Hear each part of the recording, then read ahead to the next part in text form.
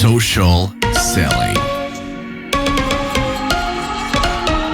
Et on a fait plusieurs tests avec et sans UGC et les résultats sont assez intéressants. Les vidéos UGC ont 2 fois plus de vues que les vidéos créées par la marque et surtout on a un taux d'engagement avoisinant les 27%.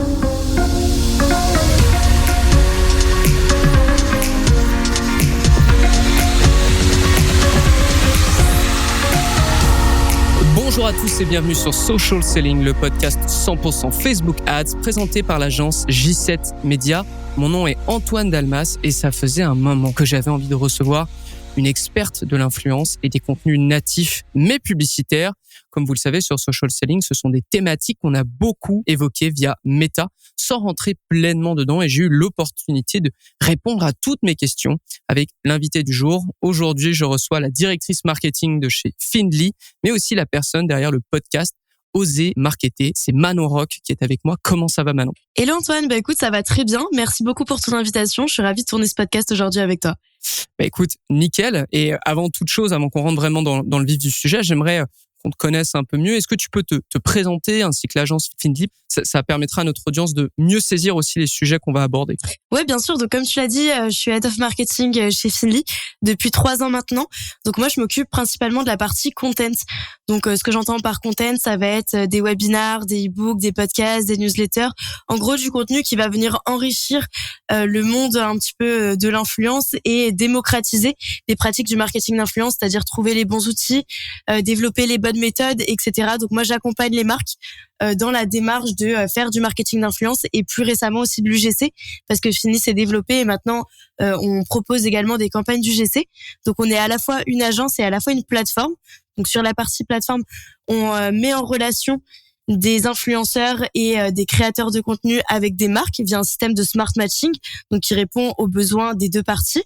Et sur la partie agence, on accompagne nos clients de A à Z en leur proposant des recommandations stratégiques. Ok, écoute, c'est parfait parce que j'aimerais commencer avec l'influence et notamment aussi le social commerce parce que ce sont des sujets qui ont fait beaucoup parler en 2022. Moi, imaginons, je suis un e-commerçant. À quel moment précis une campagne d'influence peut prendre tout son sens pour mon business? Alors en fait, ça va un petit peu dépendre de ton secteur et de pas mal d'autres facteurs. Mais déjà, selon moi, pour qu'une campagne d'influence soit réussie, il faut que tu aies trouvé ton PMF, donc c'est-à-dire ton produit market fit, c'est-à-dire en gros l'adéquation de ton produit avec le marché. Est-ce que ta cible comprend ton produit? Est-ce que ton produit tient ses promesses, etc. Et ça va te permettre justement d'avoir plus de rentabilité parce que tu peux faire des campagnes même si t'as pas ton PMF. Mais si tu as ton PMF, forcément, tu auras plus de conversion derrière. Après, il faut également que tu aies un budget affilié au marketing d'influence. Je pense que pour une campagne test, c'est plutôt pas mal de commencer avec environ 10 000 euros de budget. Et après, bien évidemment, il faut que tu aies des objectifs clairs et mesurables. Donc, avec la méthode SMART, souvent, on fait ces objectifs-là.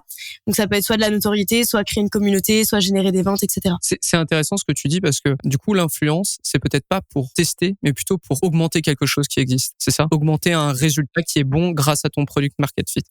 C'est comme tout, j'ai envie de te dire, c'est comme pour l'Ads par exemple, si après derrière ton site, il arrive pas à convertir parce que le parcours utilisateur est pas fluide ou il est pas clair, etc. L'influenceur, il peut pas tout faire non plus, tu vois. Si derrière tes pages produits, elles apportent pas, il y a pas ce gage de crédibilité, l'influenceur n'y peut rien, il aura fait son job de son côté qui est de parler de ta marque, l'enrichir, etc. Mais forcément, après derrière au niveau des conversions, il y a beaucoup qui se joue sur la partie technique et la partie user du site. Bien sûr. Et comment, du coup, tu définis qu'un influenceur est bon pour ta marque? Est-ce que y a une échelle ou un système pour le mesurer? Alors oui, il y a plein de facteurs différents. Déjà, tu as tout l'aspect quanti. Donc sur l'aspect quanti, ça va être toutes les stats comme par exemple le taux d'engagement, l'earned media value, c'est-à-dire la valeur médiatique de l'influenceur. Après, tu vas avoir également sa croissance des abonnés, abonnements, etc.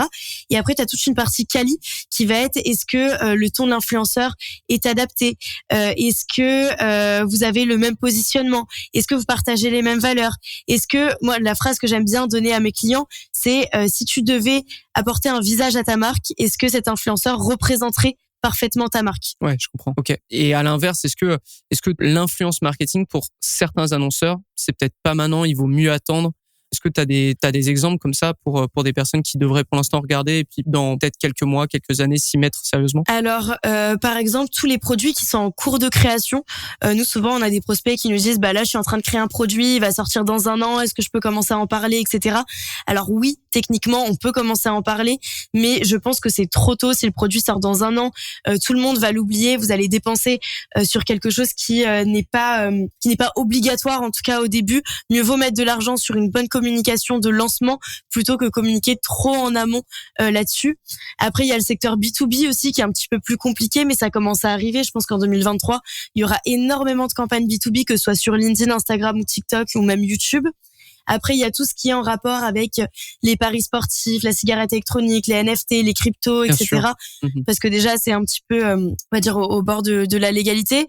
Et après, enfin, en tout cas, pour faire la promotion auprès des influenceurs. Par rapport aux plateformes. Ouais, par rapport aux plateformes. Exactement. Voilà. Okay. Exactement.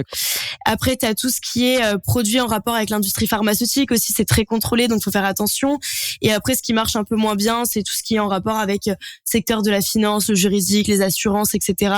Ça fonctionne un petit peu moins bien. D'accord. Et vous travaillez pas mal en B2B? D'ailleurs, petite question au hasard comme ça. On fait quelques campagnes B2B. Après, c'est pas le gros de notre marché pour l'instant, oui, le B2B. Sûr, ouais, ça dépend en fait des produits. Par exemple, une plateforme SaaS, je vais prendre l'exemple de Wallaxy. C'est une campagne qui est facilement faisable. Après, quelque chose qui est un petit peu plus deep et qui est par exemple pour les SE, etc. Ça va être un petit peu plus compliqué pour nous de réaliser des campagnes aujourd'hui parce que notre outil, donc la plateforme Finly, n'est pas disponible sur LinkedIn. On est disponible sur Instagram et TikTok. Bien sûr, bien sûr. Mais maintenant que tu le dis, c'est vrai que LinkedIn est en train de se découvrir des créateurs de contenu à foison, quoi, parce que c'est. Ouais. Bah moi je fais quelques campagnes justement sur LinkedIn en perso parce qu'à côté je suis aussi freelance et du coup je fais des formations, des cours, du contenu, etc. Et on m'a déjà proposé plusieurs campagnes sur LinkedIn, donc je pense que c'est en train d'exploser cette année. Ah, intéressant. Ok. En plus, alors il y avait eu un moment où LinkedIn avait même ouvert, je crois, des stories. Je sais pas si c'est encore le cas. Ouais, mais ça avait pas trop marché. Oui, ouais. Dommage. En vrai, ça serait rigolo de voir ce que. Bah, en fait, la plupart des utilisateurs utilisent LinkedIn sur ordinateur. Donc, forcément, les stories a moins sa place pour l'instant. C'est complètement logique. Bravo. Je l'avais pas vu venir. Bravo. Merci beaucoup. Et ça, c'est un sujet que tu traites pas mal sur ton podcast Oser Marketer, mais c'est quoi les impératifs quand t'es un annonceur et que tu veux travailler dans l'influence? Donc, tu veux trouver justement des créateurs de contenu. Alors, qu'est-ce que t'entends par impératif? T'entends ce que doit faire en gros la marque? T'avais parlé sur tes épisodes, t'avais parlé de contrat, de légitimité, du prix à mettre, tout ça. Alors, au niveau du contrat, donc le contrat n'est pas obligatoire, mais il est fortement conseillé, surtout depuis les nouvelles lois qui vont rentrer en vigueur, et ça permet vraiment de sécuriser la collaboration. Après, il y a tout le respect de la législation, c'est-à-dire mentionner le partenariat, respecter la loi E20, respecter les lois qui ont été mises en place, etc. Donc ça fait sens. Après, il faut évidemment être transparent dans la communication. Il faut pas mentir aux influenceurs ni à la communauté. Il faut pas dire que c'est fait en France alors que c'est pas le cas. Après, il faut pas non plus brider l'influenceur, faut lui laisser sa part de créativité. On n'est pas sur un placement de produit publicitaire, on est vraiment sur une co-création, une collaboration entre l'influenceur et la marque. Donc il faut qu'il puisse se retrouver et avoir vraiment sa place, dont la créativité. Il faut aussi définir clairement des objectifs qui aillent aussi bien à l'influenceur qu'à la marque, c'est bien d'être aligné là-dessus. Et après, pour choisir le bon influenceur, il faut pas se focus uniquement sur le nombre d'abonnés parce qu'aujourd'hui, travailler avec l'influenceur qui a 1 million d'abonnés, ça veut plus rien dire. Il y a des statistiques qui sont beaucoup plus importantes, je te les ai mentionnées tout à l'heure, mais ce qu'il faut vraiment vérifier, c'est le matching entre l'influenceur et la marque. Et pour ça, vous pouvez utiliser un outil comme la plateforme Finly, par exemple. D'accord. Et en termes de métriques, imaginons tu lances ta campagne d'influence pour générer des ventes. Est-ce que vous avez des métriques en particulier que vous regardez ou des métriques aussi qui sont propres à votre plateforme? Ouais, alors t'as pas mal de KPIs à suivre après une campagne. Donc ça peut être par exemple déjà ton ROI, donc ton retour sur investissement, c'est-à-dire l'argent que tu as gagné en comparaison à l'argent que tu as investi. Après, tu peux avoir également le taux d'engagement des publications, tu peux avoir le gain d'abonnés sur ton compte. Ça, par exemple, si tu fais un jeu concours, c'est hyper bien de mesurer combien tu avais d'abonnés avant et combien tu as eu d'abonnés après. Après, tu vas avoir aussi le nombre d'utilisations de ton code promo, le nombre de clics sur ton lien traqué. En fait, tout va dépendre de ta campagne, mais tout est mesurable et il faut absolument mesurer et comparer pour trouver aussi des axes d'amélioration pour les prochaines campagnes. Parce que le but, c'est de toujours faire de meilleures campagnes et avoir de meilleurs résultats. Donc, c'est pour ça que c'est important aussi de mesurer les résultats et les KPIs d'une campagne. Et tu parlais de tracking, justement. Est-ce que d'une quelconque façon, l'arrivée d'iOS 14 a eu un impact sur ce milieu? Est-ce que maintenant, tu travailles, par exemple, avec des services tiers pour ton tracking et l'attribution? Non, nous honnêtement, on n'a pas vraiment non plus été hyper impactés. Bon, forcément, comme tout le monde, depuis qu'il y a l'app Tracking Transparency, forcément les métiers liés aux réseaux sociaux sont un petit peu plus embêtés, on va dire, parce que le ciblage, la collecte des données n'est pas optimal, enfin moins optimal qu'avant. C'est un peu plus restreint, on va dire. Mais on a été moins impactés que par exemple pour une campagne publicitaire, parce que nous, le ciblage, l'influenceur aussi a ces données-là sur qui le suit, à quel moment, etc. Donc, il peut nous les partager. Et du coup, il connaît bien sa communauté. Donc, si on arrive à cibler le bon influenceur qui connaît bien sa communauté, on n'est pas trop impacté. Et après, pour tout ce qui est tracking, nous, on met un lien traqué où on utilise des codes promotionnels qui nous permettent aujourd'hui de bien traquer l'origine des leads. Hey, j'interromps votre épisode de Social Selling pour parler à notre audience canadienne. Si vous cherchez un job en tant que média buyer, c'est possible. J7 Media ouvre de nouveau son recrutement sur le sol nord-américain pour des postes de média buyer ainsi que de directeur de compte en publicité Facebook. Rejoignez une équipe pleine d'ambition, soyez formés aux meilleures pratiques Facebook Ads et devenez un pilier de la croissance pour vos clients. Pour plus d'informations, ça se passe sur l'onglet carrière de J7 Media au j7media.com. Retour à l'épisode. Tout l'intérêt de l'influence, c'est que, comme tu as dit, tu connais bien ton influenceur et que l'influenceur connaît bien son audience. Déjà, tu t'enlèves une inconnue de l'équation et en plus, tu arrives avec ce côté beaucoup plus authentique qu'une simple publicité. Clairement. J'en parlais un peu plus tôt, mais 2022 a été le théâtre de deux choses. Tout d'abord, les géants de l'attention que sont Facebook, Insta et même TikTok ont fait un pas en arrière sur le social commerce. Ils offraient de multiples fonctionnalités aux marques pour vendre directement depuis des lives. Et malgré tous leurs efforts, le public occidental n'a pas pris comme son homologue asiatique. Est-ce que ça a eu un impact sur les influenceurs avec lesquels tu travailles? Est-ce que de nouvelles méthodes ont émergé? Est-ce que c'était aussi, je pense notamment au live, quelque chose qu'ils utilisaient pour vendre? Ouais, déjà les résultats sont hyper mitigés, surtout en comparaison au marché asiatique qui pèse plusieurs centaines de milliers de dollars chaque année avec tout ce qui est social shopping. Perso, je suis dégoûtée parce que je croyais beaucoup en l'avenir des live shopping et au social shopping en général. Vraiment, j'adorais le concept, mais je pense que ça va revenir. Très honnêtement, à mon avis, ils vont pas lâcher l'affaire comme ça. Ils ont bien raison parce que selon moi, ça peut super bien fonctionner. C'est peut-être pas le bon timing. Après, chez Finly, honnêtement, ça nous a pas beaucoup impacté parce qu'on faisait pas beaucoup de campagnes de ce style. Comme tu l'as dit, c'était pas hyper démocratisé. C'était pas quelque chose qui était très rentable pour les entreprises parce que ça nécessitait quand même beaucoup d'investissement étant donné que l'influenceur était en live, il présentait les produits, etc. Donc forcément, on avait des cachets qui étaient un petit peu plus gros et le retour sur investissement n'était pas non plus incroyable.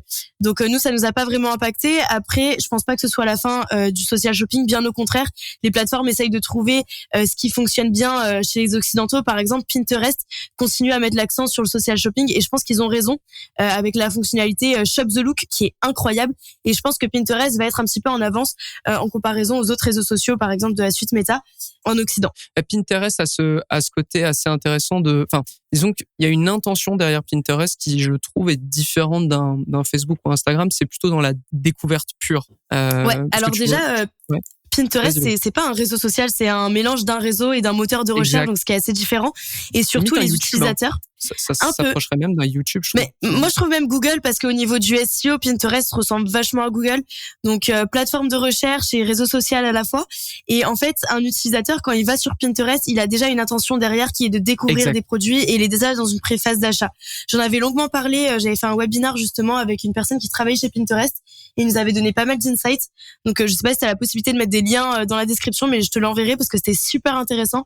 Et il parlait pas mal aussi d'ads sur Pinterest et de social shopping. Ouais, effectivement, un Google et même un Amazon, sauf que sur Pinterest, tu viens prendre des idées et à la limite, quand tu es sur Amazon, tu viens réellement acheter quelque chose. Bien que tu puisses évidemment acheter depuis Pinterest grâce à une publicité ou parce que tu as trouvé un contenu qui te plaisait, tu retrouves l'annonceur, etc., etc. OK. Clairement. Et la deuxième chose, et on s'en était parlé en off pour préparer l'émission, mais Meta a annoncé le lancement fin 2022 de sa plateforme de mise en relation entre les annonceurs et les créateurs de contenu. Comment est-ce que tu vois cette situation et comment est-ce que tu te positionnes par rapport à cette annonce? Je trouve que c'est une évolution hyper intéressante pour le secteur du marketing d'influence. Après, je pense qu'en France, la plateforme, elle verra pas le jour avant un bon petit moment. Je pense que ça permettra aussi de simplifier et faciliter les collaborations entre les marques et les influenceurs. Mais ça sera pas aussi complet que les plateformes qui sont déjà sur le marché. Rien qu'au niveau, par exemple, des relations humaines avec le support, l'automatisation du paiement des influenceurs, la contractualisation, les campagnes cross-platform. Si tu veux faire une campagne à la fois sur TikTok et à la fois sur Instagram, tu vois, il y a plein de choses qui seront pas sur la plateforme, je pense, mais en tout cas, ça va faciliter tout ce qui est tracking, tout ce qui est analyse, et ça va laisser l'opportunité aussi peut-être à des petites marques de pouvoir collaborer avec des petits influenceurs et de les mettre en relation. En ce qui concerne les agences d'influence, je pense pas que ça les impactera parce que ça remplacera jamais l'expertise d'une agence. On peut le voir avec les agences d'ads. La suite Meta n'a jamais remplacé les agences d'ads. Tu vois, il en faut aussi pour tous les goûts, donc je pense pas que ça vienne cannibaliser un petit peu le marché. Ça va juste venir lui donner plus d'expertise. Après, ça peut aussi aider à la standardisation et à la transparence des pratiques du marketing d'influence, par exemple, sur la tarification des contenus. Ça, je pense que ça peut être cool, et améliorer le tracking et le suivi des résultats aussi. Ouais, effectivement, je pense que t'as à peu près tout dit. Je vois aussi la démocratisation finalement de cette pratique grâce à Meta. Parce que on le sait, Meta est le champion du monde pour prendre quelque chose qui fonctionne un peu et le mettre à échelle industrielle face au monde entier. Mais c'est vrai que vous avez eu le temps de développer aussi des relations humaines en fait avec entre les annonceurs et les marques. Donc il y a quelque chose que cette plateforme qui pour l'instant a été annoncée, je pense que ça doit être en test aux États-Unis à l'heure qu'il est, mais évidemment n'est pas encore arrivé en France. Ça pour le coup, je suis très curieux de voir ce que ça peut donner. Mais moi ouais, aussi. okay, je comprends effectivement ton point. C'est même vrai par rapport à tous les conseils que Meta peut nous donner en publicité Facebook. Je dois admettre que la plupart du temps, je supprime juste la pop-up qui me conseille de faire mon job et je fais ce que je veux à la place. Voilà. Donc, je comprends tout à fait ta situation parce qu'on la vit. Et puis ton client, il a pas le temps d'appeler Facebook pour savoir si sa campagne d'influence elle va bien, si l'influenceur qu'il a choisi est ok. Il a vraiment besoin d'un support des gens qui soit français et qui soit assez proche de lui et disponible pour répondre à ses attentes. Et aujourd'hui, des très gens honnêtement, qui le font pour exactement. lui. Ouais, voilà. Exactement. Okay. Ouais, donc à la limite, cette plateforme sera peut-être plus intéressante pour des personnes qui peuvent pas déléguer ça parce que manque de budget ou parce que besoin de contrôler, besoin de comprendre aussi pour ensuite peut-être le déléguer derrière à un autre acteur de ce milieu. Ok, clairement. Ça me va. Je te propose de passer au sujet suivant. J'avais conjugué les deux verbes en même temps. Le UGC, donc le User Generated Content, est devenu une norme incontournable pour vendre en ligne. Tu m'expliquais notamment, et je le découvrais, qu'il existe des mannequins UGC, c'est-à-dire des gens qui n'ont pas vocation à être connus comme un influenceur, mais qui s'occupent de tourner du UGC pour des marques. Quels sont les scripts que tu utilises ou préconises quand vient le moment de faire un UGC? Est-ce qu'il y a des différences flagrantes d'ailleurs selon les produits ou les services que tu essayes de mettre en avant avec ce modèle? Ouais, déjà l'UGC c'est en train d'exploser en ce moment, on en entend parler de partout. Donc pour ceux qui connaissent pas, ça veut dire User Generated Content, ce qui signifie contenu généré par les utilisateurs. Et en fait, tu as raison, pour faire de l'UGC, t'as pas besoin d'être connu. En fait, on s'en fiche un peu que t'aies des abonnés sur les réseaux sociaux parce que le contenu ne sera pas publié sur ton compte à toi, mais sur celui de la marque, ou alors il sera utilisé par exemple en ad ou sur le site internet de ta marque. Donc t'as pas besoin d'avoir une base d'abonnés, mais par contre il faut que tu saches créer du contenu. Donc c'est-à-dire il faut que tu connaisses les codes des réseaux sociaux pour faire du contenu qui soit assez dynamique. Par exemple si c'est sur un réel, il faut que tu saches monter un réel, etc. Donc il faut quand même une petite base qu'ont souvent ces créateurs de contenu. Donc c'est généralement pour ça qu'on prend des nanos voire même des micro-influenceurs pour faire de l'UGC, mais c'est pas non plus un prérequis. Et en termes de format, tu peux faire plein de choses. C'est ça qui est plutôt sympa. Donc c'est quelque chose d'assez innovant, assez tendance. Ça peut être par exemple des unboxings, ça peut être un témoignage, une histoire, un parcours d'achat, etc. En fait, tous les contenus que tu peux retrouver en organique sur Instagram, TikTok, ça peut être de l'UGC. Et le but, c'est de créer en fait du contenu authentique qui respecte les codes des réseaux sociaux pour justement avoir un contenu qui est moins publicitaire et qui fait moins brandé, tu vois. Ouais, bien sûr. Est-ce que tu as une étude de cas que tu voudrais nous partager à ce niveau-là? Ouais, on a un client qui marche plutôt bien au niveau de l'UGC, c'est Apicure, c'est une marque de cosmétiques qui répond à des besoins et des problèmes de peau spécifiques comme par exemple l'acné. Et on a fait plusieurs tests avec et sans UGC et les résultats sont assez intéressants.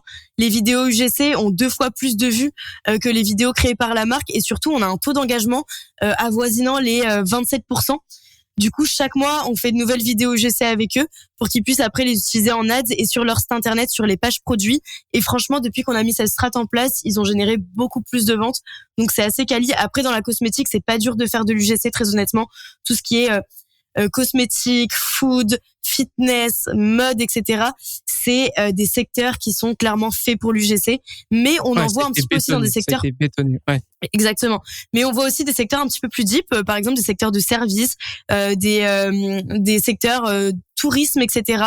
On en a de plus en plus et franchement, l'UGC, il y a très peu de secteurs où on peut pas faire de l'UGC parce que l'UGC, en fait, c'est tout simplement une vidéo de ton consommateur qui utilise ton produit. Donc, si ton produit est utilisable par ton consommateur, tu peux clairement en faire une vidéo. Et par rapport au service, est-ce que parce que c'est vrai que pour les gens qui ont déjà vu du UGC, ils vont penser à de l'inboxing, de l'unboxing, témoignage client. Généralement, c'est des trucs qu'on va retrouver beaucoup sur des produits physiques. Est-ce qu'en service, tu avais déjà utilisé des scripts un peu originaux que tu n'aurais pas pu utiliser pour des produits? Voilà, c'est ça. Ouais, par exemple, tu as Eden, c'est une application de France Vérif qui permet justement de vérifier si le produit est authentique, si tu peux pas l'avoir moins cher, etc. Et du coup, c'est une application. Et cette application, on a fait de l'UGC avec et du coup, on était sur un parcours utilisateur. Donc, c'est-à-dire que la personne, donc le consommateur, se filmait en train d'être sur l'application et en train d'acheter son produit. Donc, du coup, tu vois tout le parcours utilisateur, ce qui permet aussi de rassurer et de voir comment se passe un achat sur le site. Et après, du coup, tu as le témoignage de l'utilisateur. Sur tout ce qui est plateforme de réservation aussi au niveau des hôtels, etc., ça fonctionne super bien.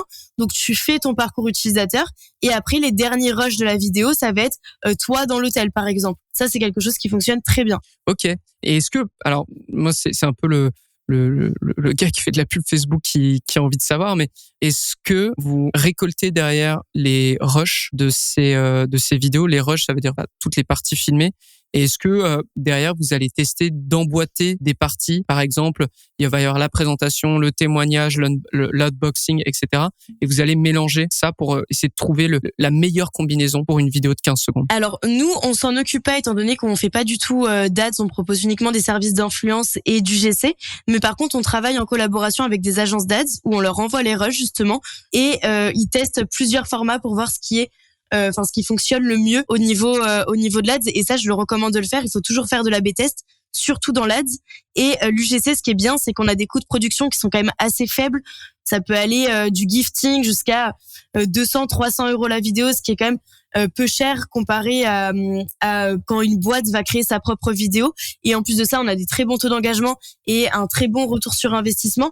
Donc, il faut en profiter et il faut faire de l'A/B testing sur plusieurs formats, ouais, évidemment. Tu t'entends quoi par gifting, pardon? Gifting, c'est-à-dire que la marque, par exemple, une marque de leggings de sport a envie de faire des vidéos UGC, va demander à sa communauté si certains d'entre eux veulent recevoir gratuitement un leggings de sport, une tenue de sport, en échange de contenu. Donc, ça peut être une vidéo témoignage, ça peut être une vidéo tuto, ça peut être un unboxing, etc. Et ça fonctionne très bien. Après, sur certains produits, le gifting n'est pas suffisant. Par exemple, une barre de céréales, le gifting n'est pas assez attrayant. Donc, généralement, ça demande une rémunération supplémentaire. Et en plus de ça, vu que l'UGC est en train de devenir hyper tendance, on va avoir une tarification qui va commencer à s'élever un petit peu, étant donné que on a une création de contenu quand même qui prend du temps, parce que faire un réel aujourd'hui, donc entre le tourner, avoir l'idée, le monter, l'envoyer à la marque, faire des retours, etc., ça prend du temps. Et évidemment, tout travail mérite salaire. Donc, c'est en train un petit peu de se démocratiser et de nécessiter un budget. La standardisation du marché, comme tu l'expliquais. Ok, exactement. Très bien. Et alors, dernière question, mais c'est quoi tes sources pour rester au courant des meilleures pratiques du UGC et du marketing digital de manière générale? Alors, au niveau des médias, je consulte principalement J'ai un pote dans la com, BDM, les gens d'Internet. Après, le must pour tout ce qui est UGC, influence, réseaux sociaux, c'est de passer du temps sur les plateformes comme Instagram ou TikTok, parce que comme ça, on comprend beaucoup mieux le fonctionnement et on peut se faire son propre avis des nouvelles tendances. Ok, parfait. Donc vous avez compris, vous mettez les mains dedans, vous passez quelques heures, voire tu passes combien de temps à peu près par semaine sur ces plateformes? J'en ai strictement aucune idée parce que je suis sur pas mal de plateformes, sur Instagram, sur TikTok, sur LinkedIn. Je dirais que la plateforme où je passe le plus de temps, ça reste LinkedIn, où je passe, je pense, 2 heures par jour sur LinkedIn. Parce que je poste aussi, donc c'est pas que de la veille, hein. Je poste, je réponds à pas mal de personnes en message privé, etc. Et après, j'essaye de passer au moins 1 heure minimum sur les réseaux sociaux, pas pour consommer du contenu, mais plus pour analyser le Bien contenu sûr. sur Instagram et TikTok. Oui, avec ton regard de marketing, bien sûr. Ok. Exactement. Donc, vous avez compris, passer du temps sur les plateformes, c'est la meilleure façon finalement de les comprendre et n'ayez pas ce regard de consommateur, mais ayez ce regard de marketeur derrière pour bien comprendre quels sont les enjeux, qu'est-ce qu'on essaie de vous vendre, de quelle façon, comment ça arrive, comment ça se suit par rapport à notre contenu. Ayez ce regard. Manon, merci d'avoir été avec nous. Est-ce que tu as envie de donner un dernier conseil à notre audience ou de dire une dernière chose, voilà, avant la fin? Écoute, déjà merci beaucoup de m'avoir invité et le dernier conseil que j'ai envie de donner, c'est d'oser essayer parce qu'on sait pas avant d'avoir essayé si ça va marcher ou si ça va pas marcher. Il faut pas non plus se décourager dès la première fois. Comme tout levier marketing, forcément, que ce soit l'influence ou l'UGC, il faut faire de la B-test pour trouver le format qui fonctionne bien pour votre entreprise. C'est pas parce que ça a bien fonctionné pour une autre que ça fonctionnera pour vous. Il faut forcément adapter la stratégie pour que ça fonctionne bien. Mais en tout cas, je pense que influence, UGC et ads, c'est vraiment le triangle où il faut miser en 2023 parce que c'est quelque chose qui fonctionne très très bien et nous on le voit en interne. Clairement, sinon Meta n'aurait pas parlé de branded content du coup. Donc de faire de la publicité avec des créateurs de contenu. Je suis tout à fait d'accord, Manon. Manon, encore une fois, merci d'avoir été avec nous. Merci à tous ceux qui nous suivent de nous suivre. Effectivement, j'espère que le contenu un peu en dehors de Facebook Ads vous aura plu. Et quant à moi, je vous donne rendez-vous au prochain épisode de Social Selling. À très vite. Social selling. Social selling.